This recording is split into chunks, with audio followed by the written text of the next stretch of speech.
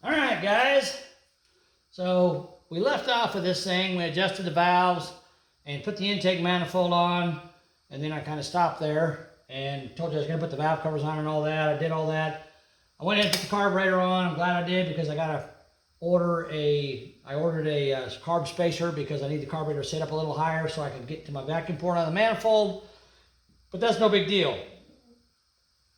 But right now, what I want to do is I got oil in the engine, and I got a cordless drill up here, which I don't like using. I'd rather use a corded drill, but this is what I'm going to use right now just to show you guys how this works.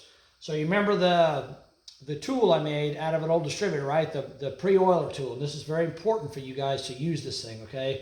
If you want your engine, your break-in procedure to be successful, I mean, obviously nothing is 100% guaranteed, but I'm doing everything I can to make sure it's going to work, okay? I've got the high zinc grease. I've got the Slickum that's got stuff in it. I got the zinc additive that you saw me pour all over the lifters, the rocker arms, and, you know, everywhere. And then I got high zinc oil that I put in the engine. I showed you that. So we got all that stuff in there. So what I'm going to do is I'll just show you guys over here so you can see.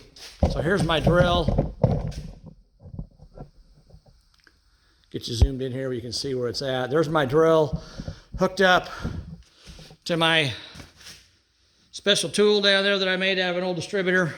So I got my drill hook up to that, and I'm going to turn the water pump. I'm going to turn the oil pump with that. And what I do is I run back out here so you can see what I'm talking about.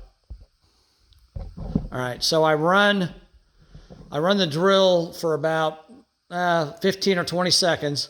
Let the oil pressure build up, and then I stop the drill, I rotate the crankshaft maybe 90 degrees, and then I run the drill again, and I rotate the crankshaft, run the drill, rotate the crankshaft, and just keep doing that back and forth, as many times as I think I need to do it in order to ensure that this engine is well lubricated. Now, I can take the valve covers off and look in there, but I don't want to right now because I already ran the drill, and if I got oil coming up through the rocker arms, through the push rods, it's going to be along the bottom edge of that valve cover, draining away right now. And if I take that valve cover off now, I might have oil running all down the engine and all over the headers and everything. I don't want a big mess. So I'll let it sit overnight and let that drain off before I pull the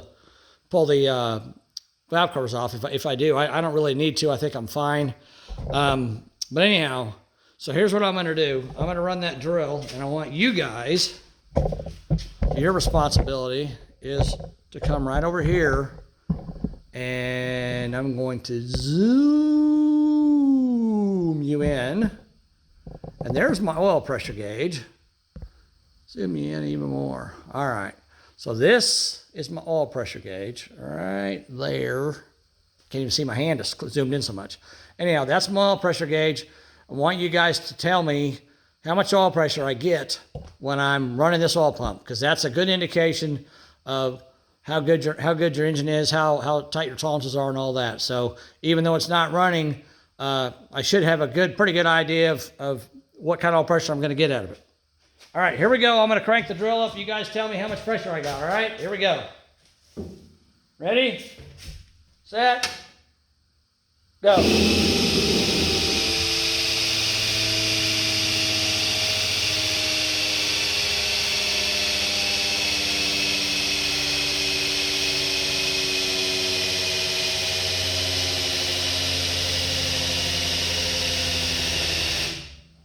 All right. Well, I see it on 25. That's good. I didn't see where it went to, but what do you guys think? Did it go up there good? All right, let's back out here. Okay. So that's what you do. Now like I said, you want to have some gauges hooked up to your engine. I don't care if it's gauges like this or it's your factory gauges, whatever. You want to have gauges hooked up. You want to at least have two things. You want to have your oil pressure indicator hooked up, and preferably a gauge that's actually got readings on it where you can read numbers. And you also want your water temperature hooked up so make sure you don't overheat your engine while you're running it for 20 minutes. And I'll show you the break-in procedure here in a day or so when I get ready to do that, okay? So this pretty much concludes, move this over just a little bit. This pretty much concludes all the video about setting your valves and getting your top end ready to go, all the pre-lube stuff, all the zinc stuff. You know, if you want your engine to survive, you really have to do this stuff. It's kind of a pain in the butt, but you know, when I was, like I said, when I was 20 years old, 21 years old, building engines, we just throw 30 weight high detergency oil in there, and we would put nothing in there. I mean, they give you a little tube of stuff you throw on the journals when you're putting the lifters in there, a little tube of grease, but it was barely anything at all. And we'd fire them up and run 20 minutes and no problem. But now you got to do all this extra crap because they can't make anything worth a dang anymore. So it sucks. But I've done everything I could possibly do to ensure that this cam is going to survive and this engine is going to survive the break-in period. And one more thing I'm going to do that I haven't done is I'm going to I got all the spark plugs out. I'm going to take a piece of tubing and put it on the end of a funnel, and I'm going to dump some of that Lucas break-in oil down each one of the cylinders before I put the spark plugs in. That way I got a little bit of that oil in the cylinders to help, break the rings in good. So that should help. That's going to smoke like a banshee when I start it up, but I don't care about that. All right, guys. So that's pretty much the end of all the stuff about breaking your engine in. And I'll keep working on this thing. As you can see, it's starting to look really pretty now.